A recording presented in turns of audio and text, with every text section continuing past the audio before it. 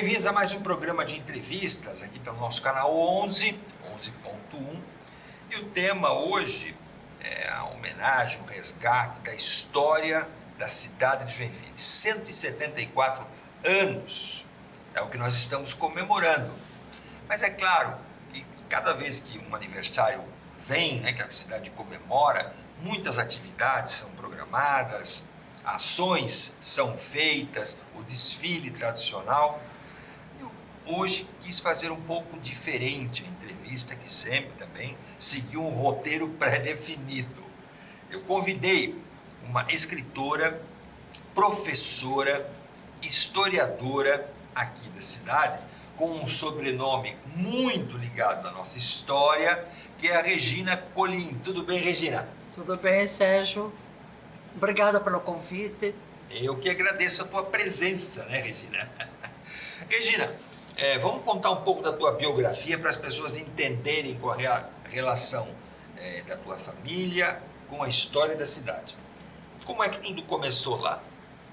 A colônia foi fundada em 1851 e uma das ancestrais da família Colim chegou aqui já em 1852, Sophie Marie Dorothée Colim, com seu noivo Schlemm. E 2 anos depois... Já chegaram casados da Alemanha? Não eram noivos ainda, casaram aqui. E o irmão dela, Johann Heinrich, chegou em 1854, que vinha a ser o meu ramo da família Colim. Certo. Em 1857 veio a viúva com os demais filhos, eram mais 2 mulheres e mais 2 homens. E um deles veio a óbito aqui. E quem ficou é o ramo 2, Johann Heinrich Julius Colim, que é o ramo 2 que mais políticos formou na cidade. Ok. Então, a tua família iniciou e daqui a pouco foram 2 ramos. Sim, 2 ramos, 2 irmãos que tiveram... E cada um seguiu um caminho diferente, uma história diferente. Não, todos ficaram aqui. Não, mas eu digo nas suas atividades. Sim, nas suas atividades. E a grande maioria se tornou empresários e fundaram, por exemplo, o Corpo de Bombeiros Voluntários, a Liga de Sociedades, participaram... Sociedade Lírica. Não era... A Lírica é uma e a Lira era outra. A Lira, uma, mas a Lírica foi fundada um pouquinho mais tarde, porque ela está agora com 102 anos de fundação, de 2 ou 103 anos, mas a Liga de Sociedades, ali junto, próximo ao Corpo de Bombeiros. Sim. Então, aquela sociedade foi formada. Foi a primeira ou foi a Lira? A Lira foi a primeira. Isso. A Liga de Sociedades veio mais tarde. A gente vai conversar hoje, a base da entrevista, é a história de 12 mulheres aqui da cidade, um livro que você pesquisou. Mas antes de a gente entrar no livro e a história dessas 12 mulheres, eu queria que tu relatasse em que condições, quando os colonos, alemães, vieram para cá, encontraram essa terra. Primeiro que eles não estariam vindo para cá. Não, estariam indo para o lado da América, Não do sul, mas do norte. Chegando aqui, inclusive, ainda li recentemente um depoimento de um professor que veio de Schleswig-Holstein, que foi professor durante 50 anos aqui, que casou uma Colim, por isso a ligação com a família. Ela imagina um aniversário, casamento, festa, Natal, é só Colim, enche a casa. Mais ou menos. Enfim, ele descreveu então que este barracão que acolhia os recém-chegados aqui, onde hoje é a biblioteca Rolf Colim, não havia velas, porque as velas, então era um breu à noite, não tinha nada. As velas quer dizer, quem achava uma vela dava um sumiço nela. Era parafina, não é que eles iam arranjar parafina? Exatamente. Então, era uma situação inóspita, realmente. E eu só posso dizer, valorosos, corajosos, para enfrentar um pântano com todas as intempéries que essa vida oferecia no momento. E eles chegaram aqui com algumas sementes, batata, etc., mas aqui também nada deu. Não, eles lutaram muito. E tem um episódio bem interessante, a família Trins, da família da Helene Trins Lepper. Eles embarcaram e tinham uma bacia enorme.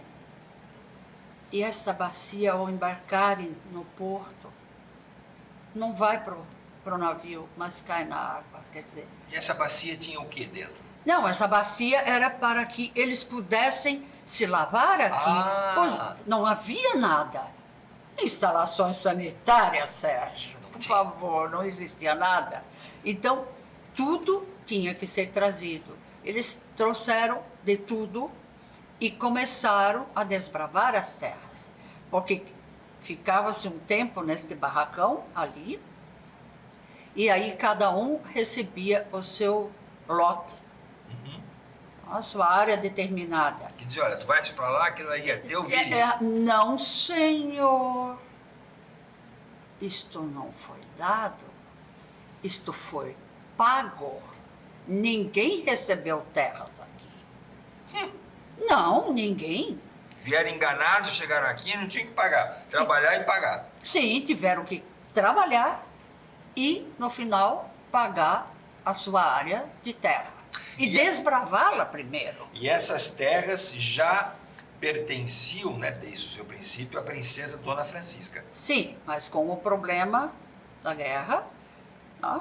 E o príncipe de Joinville e ela foram exilados para a Inglaterra.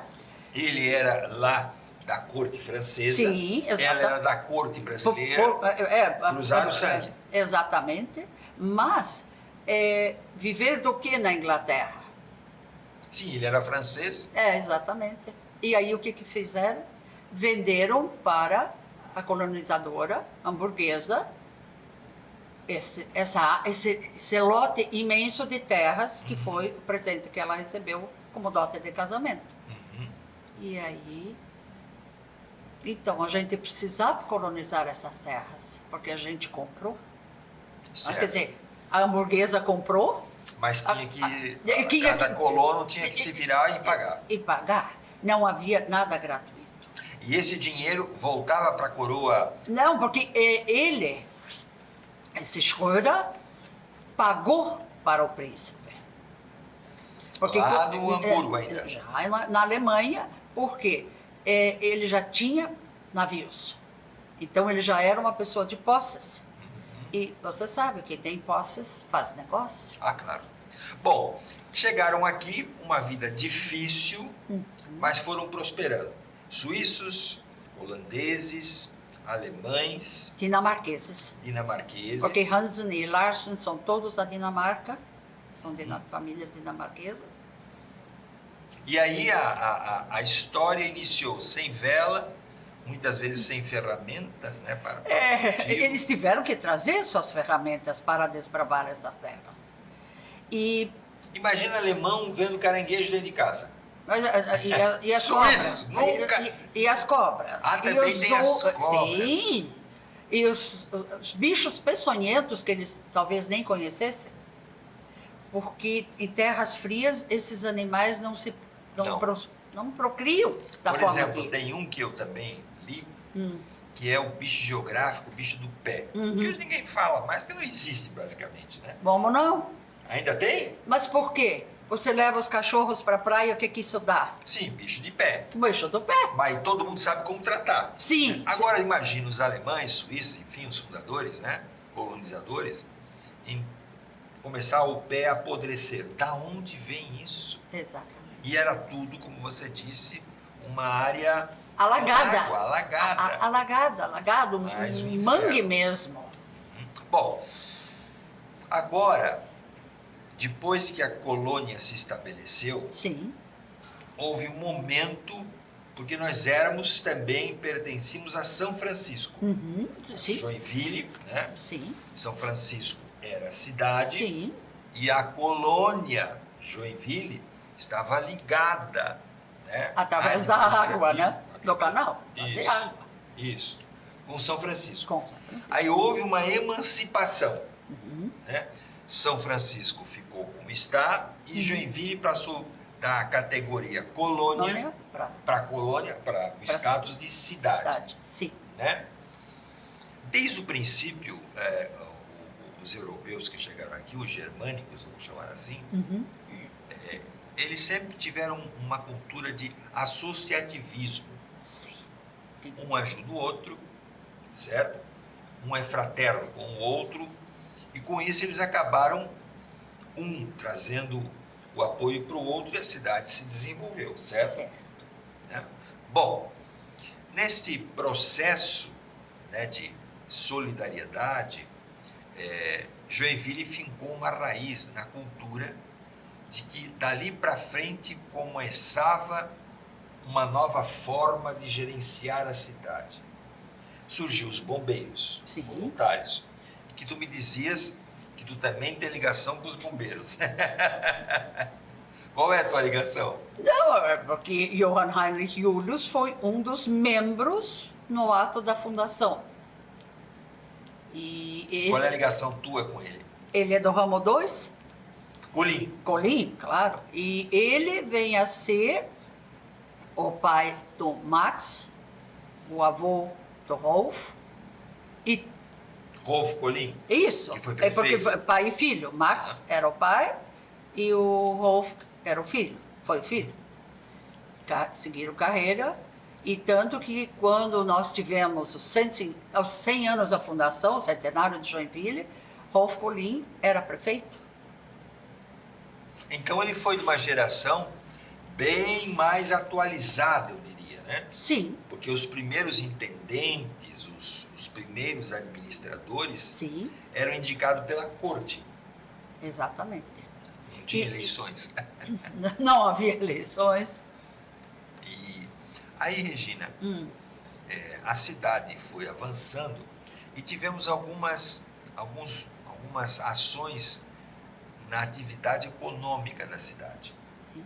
Primeiro nós exportávamos madeira, Hum. né, ali pelo bordo do Cachoeira, Feira, né?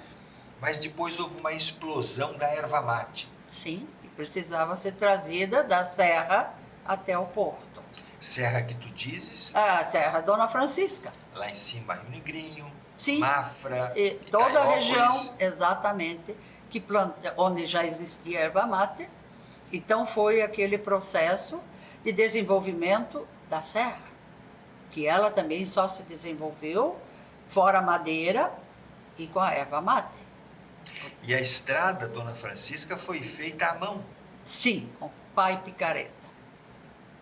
Porque hoje a gente sobe a Campo Alegre, aquilo ali não tinha máquina, era tudo na base de quebrar rocha no cinzel. Sim, exatamente. E tu também tem uma realidade aí com a Dona Francisca, não tem um link aí?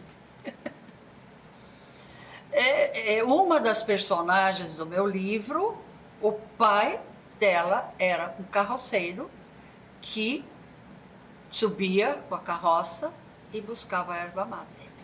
E aí também eu vi como eles acampavam durante a noite no meio da serra. Os cavalos estavam exaustos, fardo pesado, porque a folha é leve, mas você não vai trazer só um punhado. Sim. Você tem que encher para que haja um rendimento. E como eles passavam a noite no meio da serra, acampados. Então, quando você hoje vê que os caminhoneiros param à noite todos juntos para não serem assaltados, eles fizeram a mesma coisa já no início do século XX. Sim. Então, essa questão também das carroças começaram a desenvolver aqui na cidade oficinas, Sim. fabricantes de carroças, e, sim. portanto, envolvimento Os fundamental. ferreiros, os ferreiros eram importantíssimos. Eu acho que todas essas atividades manuais, ferreiro, celeiro e outras tantas mais, tudo era muito importante para o desenvolvimento da cidade. Porque sem essa reposição, concertos, Não tinha loja? Não tinha loja. Outro fazia à mão, não existia. Exatamente, exatamente. E aí começou a ideia da uma cidade metal-mecânica. Sim, É o que consertava e fazia no metal. Sim. Na base da forja, do fogo. sim, exatamente. Então a gente na economia moderna, Sim, lá atrás é que ela iniciou. sim. Tudo tem um começo, Sérgio. Nada nasce pronto. Blumenau foi fundada por alemães já com formação. Então vieram para lá médicos, vieram para lá Sim. engenheiros. Sim. E Joinville não. Não, mas não, você não pode falar que Joinville só vieram realmente agricultores, colonos, como eram chamados na época. Não, tinha gente muito desenvolvida. Que nós podemos pensar por que é que eles tão cedo fundaram essas instituições, onde, apesar do trabalho duro, que você não pode imaginar, nós não podemos jamais imaginar o que esse povo passou. O dia raiava e nós estávamos trabalhando. Quer dizer, trabalho árduo e duro, mas sempre havia um momento para o lazer, para a música, para o canto. E isto já demonstrava que eles tinham aptidões além da mão de obra pura para arar e desbravar a terra. Eles tinham. E tinha pessoas, sim, essa família Trins. Eles foi uma família que construiu um hotel, que comprou o primeiro carro para a cidade. Sabe? Então, eles tinham posses, tinham conhecimento, quer dizer, adquirindo as posses através do trabalho árduo aqui na Terra. Certo. Então, a gente vai continuar daqui a pouco, Regina, mas aí eu vou explorar contigo essa saga das mulheres aqui na nossa cidade. Porque você me dizia que alguém provocou você dizendo assim, ou mesmo você, né? Escuta, a cidade foi fundada somente por homens? As mulheres não tinham papel nenhum? Exatamente. A gente volta daqui a pouquinho falando sobre as mulheres, né, aqui na nossa cidade, na nossa história. É um instantinho só.